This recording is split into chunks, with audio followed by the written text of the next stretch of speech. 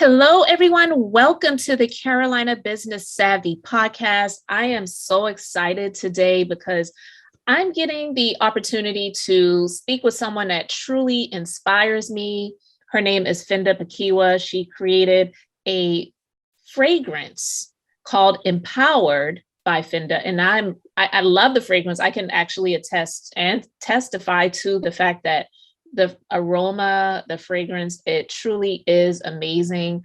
I wear it and I really am inspired by her story. So I really wanted to just get the opportunity to have a conversation with her, allow her the opportunity to share with the listeners here her story and empower everyone else who's listening, because who couldn't use some empowerment each and every single day? So we're going to get into this conversation, and I hope you will be as empowered as she has become in her journey at the end of this podcast. So welcome, Finda. How are you doing today? Hello, good morning, Elizabeth. Thank you for having me. I'm doing wonderful. Awesome. I'm so excited and grateful that I have the opportunity to just chat it up with you here on the Carolina Business Savvy podcast. And you being a small business owner yourself, we all can use stories of inspiration. And I definitely believe that you have some jewels to share with the audience. So tell the listeners a little bit about your business and the brand Empowered by Finda Kpakiwa. Absolutely. Oh, gosh, empowered. The whole concept behind it was inspired by my story, literally me being dyslexic, diagnosed with being dyslexia.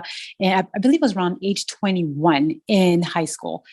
In college rather. I graduated high school at age 20. So my whole thing was, for years, I never told anyone that I had reading disabilities, because I was actually told in the 90s that the situation I have was much more known as a handicap in my brain.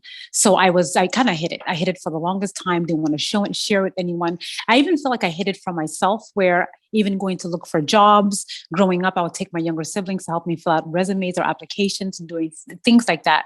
It was not until the moment that I decided to actually face who I am and actually just kind of accept who I am, that's when Empowered actually came to me and came to fruition. Wow. So that is amazing. You found out you were diagnosed with dyslexia when you were in college. And when you got that diagnosis, so to speak, do you remember how you felt in that moment? Was Oh it my like goodness. a relief for you, or did it feel like a sense of panic? It actually was a sense of relief, because prior to then, I would say in fifth grade, elementary through junior high or high school, the teachers or whoever, like quote unquote specialists, they really did not know what was wrong with me. So I just thought, oh my goodness, something is wrong with my brain. I'm never going to be able to function. They always had conversations without me being involved in the conversation with my parent or my parents together, to see exactly how can Finda function and actually, in society after she's older. So I did not know what was wrong with me. It was not until I met my English professor in college, where she's like, I think there's some things going on. I see that I might be able to help you. Let's run some tests. And after they ran the test, and she said, you're dyslexic, and this is things that we can work with. It wasn't until I was 21 that there was a face to it. Now I knew exactly what was wrong with me. So it was a relief that I knew exactly how to make it work. Awesome. I don't know if you ever used to watch the Cosby Show. Yes. But do you remember that episode when they found out that their son Theo was sick? And I remember that episode like yesterday, and they were like sort of celebrating because he was so frustrated. He's like, I'm studying, I'm doing this work, and I keep getting low scores, and I don't understand it. And so I just, that's why I asked you the question, if you felt either a sense of relief or a sense of like panic or dread, of some sort. Everybody takes information, differently. And I believe it's how you handle it that really, secures your outcome moving forward. So that's great to hear that. Oh, absolutely. I would say definitely was a sense of relief for me because you just imagine like when you're a teenager, you're going through these awkward stage and when you want to fit in, but then you're told that there's something wrong with your brain and you just really feel like you can't really make that connection because there really isn't a word for it. You don't know anyone around you who is like that. But then till you actually see, okay, there's a name for it and there are groups of people that can actually help me out. It was this major sense of relief. And I really didn't realize it that I was that happy about it then at 21. So like now at 45-ish that I can say, wow, I remember that day feeling like, oh my goodness, finally there's a name for this. So yeah. That's wonderful. That is awesome. So with this being the Carolina Business Savvy podcast, I'll just tell you a little bit and to the reasons why I gave the podcast this name. I'm originally from Charleston, South Carolina. I've been in business for several years now. This year will actually be 14 years that I have been in my current business now. And I've been through a lot of ups and downs. And I believe most business owners have, whether they admit it or not, because I know sometimes it's not the popular thing to do to share on social media when you have struggles or setbacks or downfalls. So being business savvy to me was something that I found myself being because I did a lot of things, pivoting and making changes and edits. And if this wasn't working, then I pivoted here or changed that or edited that. And I believe that that is how I became really savvy in business to continue to be operating and owning this same business for all of these years. And a lot of businesses don't do that. So I wanted to ask, in your own words, what does being business savvy mean to you? Oh my goodness, wonderful. I would say being business savvy to me, I'm going to take you guys a few years back when I moved to New Jersey, actually in 2008 at literally the peak of recession. My whole goal was to be almost like the whole Jillian Michaels personal trainer to celebrities, but most likely that really did not work out for me at all. So, but I still had this whole idea of creating this fragrance. So when everything actually did not pan out, when I was, training people, writing up things to actually train one-on-one or boot camp classes, my passion was going, but then there was this empowered calling that constantly kept, tugging at my heart. When everything was gone, completely everything was gone, didn't have any more clients, nothing else. And then I actually turned within. That's when the whole idea, the concept, I had to pivot, go into empowered. So to me, being savvy was actually listening to, okay, this is no longer working, Finda. This is no longer working. It served me to that end, to that purpose. Now it's time for me to actually open up that other door. So it's all about literally pivoting when you feel like there's something is no longer working. You literally have to learn how to pivot. Like we're coming just out of the pandemic. So I literally had to learn how to pivot. Like people are not wearing perfume. They're not wearing makeup at all whatsoever. So one of the things I had to do, I had to really learn exactly like put myself out in social media, like creating more value content, giving more lessons that I've learned, the things that have helped me throughout the years of actually creating this brand. So you have to make sure that you use that one thing that you have, but give it so many different branches, like a tree, like different layers to it practically. Oh, that's amazing. And thank you for sharing that. And staying in that same vein, what would you say your top strategy is for being business savvy? I would say my top strategy for being business savvy, I'm constantly studying. I study so much because if I don't, I actually would pay attention to other people within my industry because fragrance industry is a massively saturated industry. So I look exactly what is it that I can bring that people are not bringing in. So for instance, empowered, I describe it as the personal development scent for women, the only one that's on the market. Because with my scent itself, it's one scent with 3 different layers. In order for you to become empowered, you have to be first bold to make that decision. And then you're going to become brave. After you become brave, it's you falling down so many times without giving up. That's you being brave. And then the confidence gain, it's empowered. So I named the 3 bottles, bold, brave, and empowered, something different that's not on the market at all. And that kind of coincides with the personal development. So that's where I feel like the savviness comes, where I have to literally separate myself from like the rest of them out there. Absolutely wonderful. And I love that moniker, the personal development fragrance. Like it's amazing because I can't think of any other fragrances that is sort of attached or associated with mindset, confidence, business. I mean, honestly, it seems to me that you've created something that's more than just about like a lot of the celebrities. It's almost like every female celebrity and even some male celebrities would have a fragrance that they really Right. care nothing about. It was just their name attached to it. And it's, it's just another scent. But you have created something a whole lot larger than that. And I absolutely love that. Absolutely. You're completely right, Elizabeth. And thank you for that. And that's the thing. When you have more of a connection to the product or the service that you're doing, there's something deeper there. There is a thing where you have to, it's like a baby. You want to see your baby actually crawl and walk and, go into the world. So and that's what Empowered is to me. Working on this for 7 years and a few months now, I literally feel like it's part of me. It's my journey, but it's other women's journey, because every woman that who actually experience Empowered, they all have the same story in a way, but just different faces. So that's why there's such a connection to it. And that's why I call it the personal development, because we are constantly developing into who we're supposed to be on this earth. Absolutely. This is a journey. So there's always going to be something that we are doing or we should be doing each and every day on that journey to becoming better. And so, and to becoming empowered. So yes. I love that. That's awesome. Now, this isn't a popular subject, but can you say if there has ever been either like a fork in the road for you, or what would you say has been one of your worst moments in business?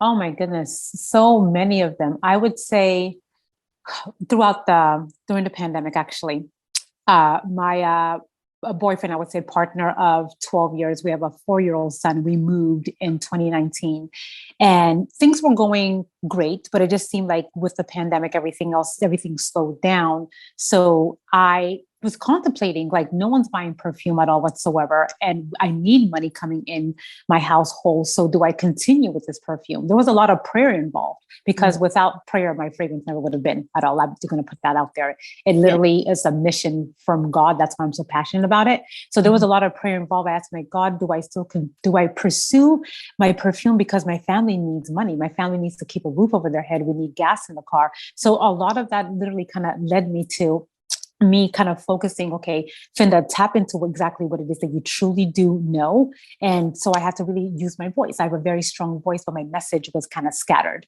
So I really had to learn more from other people, see exactly how they convey their message.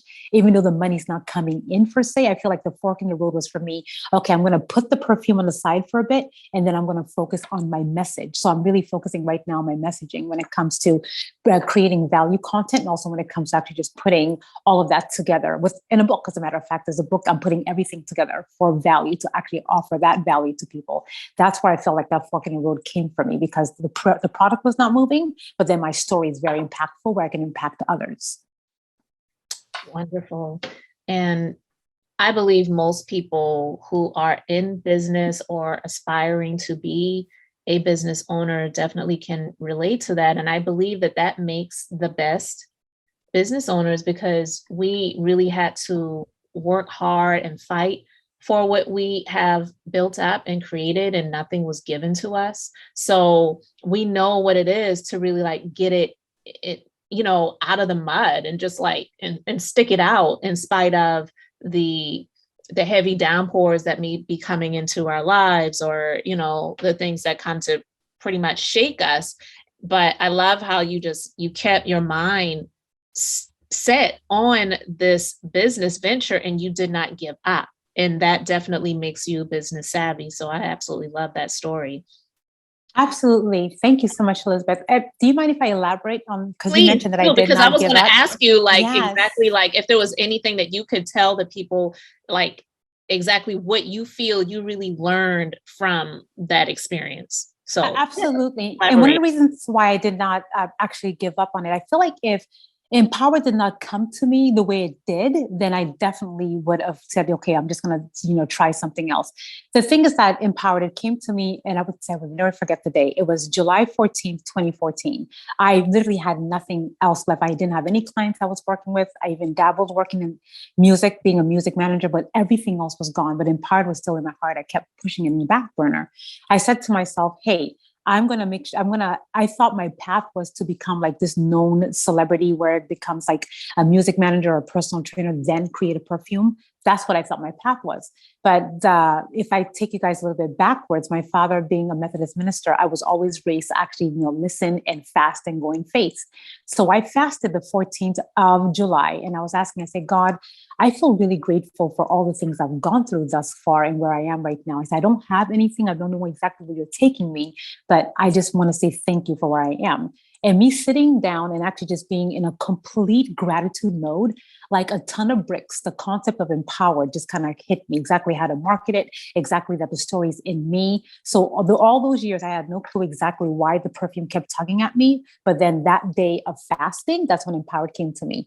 And that's why I feel like it's really important for you to know exactly why you're going after something. Is this something more for vanity purposes, or is it something that's actually a mission calling? For me, empowered is more of my mission, why I'm on earth. And that's why I can do this for the rest of my life, even 20, 30, 40 years down the road. Because it's what I'm supposed to do. It's either this or nothing else. So that's why I feel like I'm so relentless in it. That's lovely. And it makes so much sense. And yeah, you should have a mission. There should be a purpose for what we do in business. And you definitely have that. And even if someone's mission is making money, but what is the purpose for the money? Right. What is the mission attached to that? So I love that you have learned so much from your experiences, and the fact that you truly believe that this was a God-given idea, and you even were willing to sacrifice in fasting to just hear, God's vision more clearly for your business and for your purpose. So that means a lot. And I just know that it makes so much sense to why your fragrance is called Empowered. It's so much more than just a fragrance. Absolutely. And I'm so glad that is something where you mentioned that so much more than the fragrance. Because for years, I literally thought that it was just a fragrance. To me, I'm like, okay, it's just a fragrance. But now that I feel, my God, as I said in the beginning, it has like all these layers, these branches to it now, that this one mission of being empowered, that it comes with stories. It comes with me actually showing people how to be empowered. And my whole life, I feel like even being behind in school, graduating high school at 20, I feel like all of those things are just much more showing other people never give up. That's my empowered purpose. That is my journey. I think my whole life, it's my empowered purpose.